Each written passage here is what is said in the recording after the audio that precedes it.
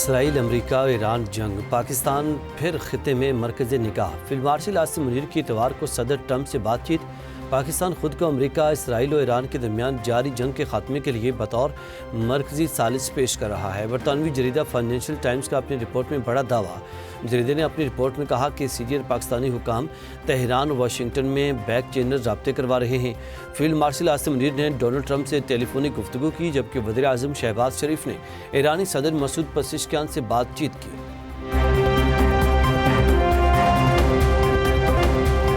پاکستان، ترکی اور مصر امریکہ اور ایران کے درمیان ثالثی کے لیے سرگرم۔ برطانوی خبرستان رائٹرز کا بڑا دعویٰ سامنے آ گیا۔ رپورٹ کے مطابق تینوں ملکوں نے ٹرمپ کے نمائندے خصوصی اسٹیو وٹکوف اور ایرانی وزیر خارجہ عباس عراقچی سے الگ الگ مذاکرات کیے۔ جیرڈ کشنر سمیت دیگر اہم شخصیات بھی بات چیت میں شامل رہیں۔ امریکہ نے ایران سے اپنی بات چیت بارے اسرائیل کو آگاہ کر دیا۔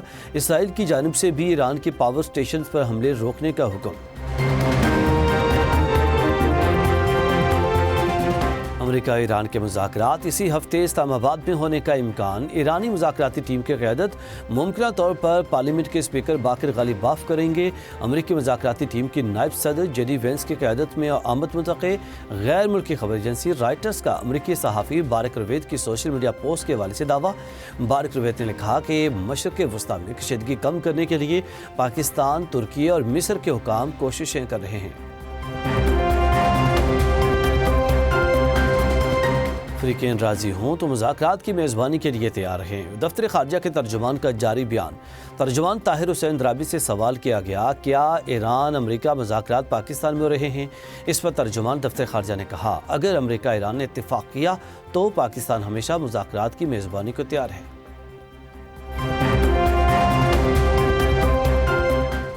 دھمکی کے بعد لہجے میں نرمی۔ امریکی صدر ڈونلڈ ٹرمپ مشرق وسطیٰ میں مکمل امن کے لیے ایران سے معاہدے پر تیار۔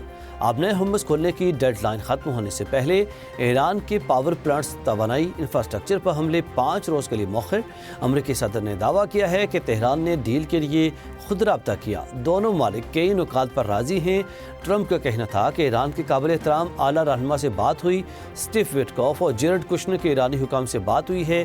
اس بار ایران سے مذاکرات سنجیدہ نوعیت کے ہیں۔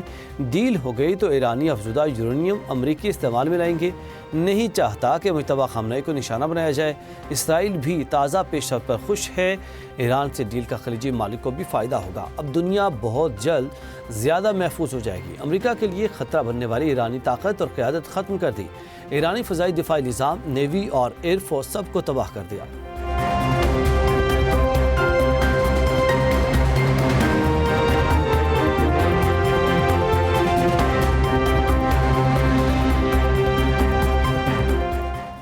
ایران کے امریکہ کے ساتھ مذاکرات کی تردید۔ جنگ روکنے کے لیے ایران نے 6 اسٹریٹجک شرائط پیش کر دی۔ ایرانی اہلکار کا کہنا ہے کہ تہران کی شرائط کو سنجیدگی سے لینا چاہیے۔ پہلی شرط جنگ دوبارہ شروع نہ ہونے کی یقین دہانی ہے۔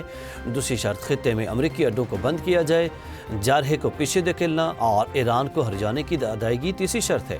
چوتھی شرط میں تمام علاقائی فرنٹس پر جنگ کو ختم کرنے کا مطالبہ۔ آبنۂ ہرمز کے لیے نئے قانون پر عمل کرنا بطور 5ویں شرط پیش۔ چھٹی شرط میں ایران مخالف میڈیا کے خلاف کارروائی اور ملک بدری ہے۔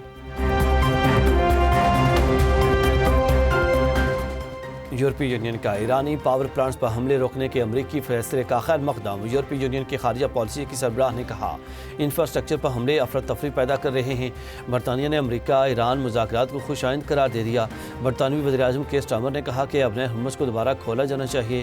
برطانیہ اس جنگ میں مزید نہیں الجھے گا۔ ہمیشہ کہا کہ جنگ کا جلد حل ضروری ہے۔